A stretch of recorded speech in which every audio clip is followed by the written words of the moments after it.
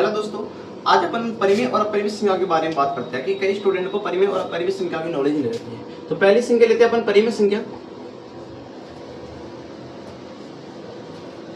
और दूसरी अपन लेते हैं अपरिमेय संख्या।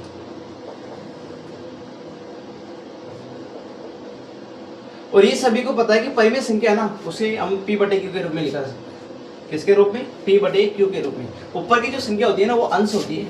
ये कौन सी होती है? अंश।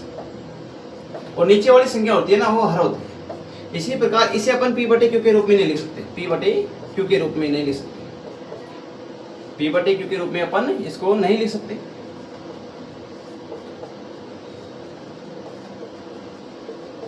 और यहाँ पे कभी भी q का मान है ना, q का मान क्या नहीं हो सकता? जीरो नहीं हो सकता। q not equal zero, q not equal zero, कभी q का मान जीरो नहीं हो सकता। क्यों नहीं हो सकता? तो एग्जाम्पल बता रहा हूँ मैं। जैसे मैंने बात करी है दो, कि दो के नीचे जीरो कभी भी नहीं हो सकता। किसी भी संख्या, अगर कोई एक संख्या होती है ना जो अंश बटे हर के रूप में नहीं है, उसके नीचे हमेशा कितना चलता है? एक चलता है। तो ये भी कौन सी संख्या है?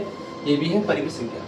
लेकिन इसमें एग्जाम्पल के तौर पर अपन ले सकते हैं रूट वाली संख्या, रूट 2, रूट 3, जो भी रूट वाली संख्या है। उसके बाद में पाई के बाद भी जैसे अपन एग्जाम्पल लेते हैं ना रूट में माइनस वाली संख्या, ये सभी कैसी संख्या होती है? ये सभी अपरिमेय संख्या होती है।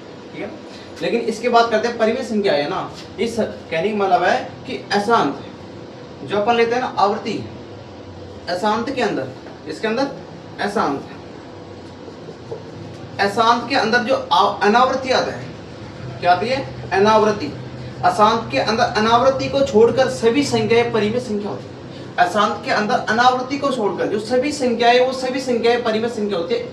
केवल अपरिमेय संख्या कौन सी होती है? अनावृत्ति वाली। कौन सी होती है? अनावृत्ति। ठीक है।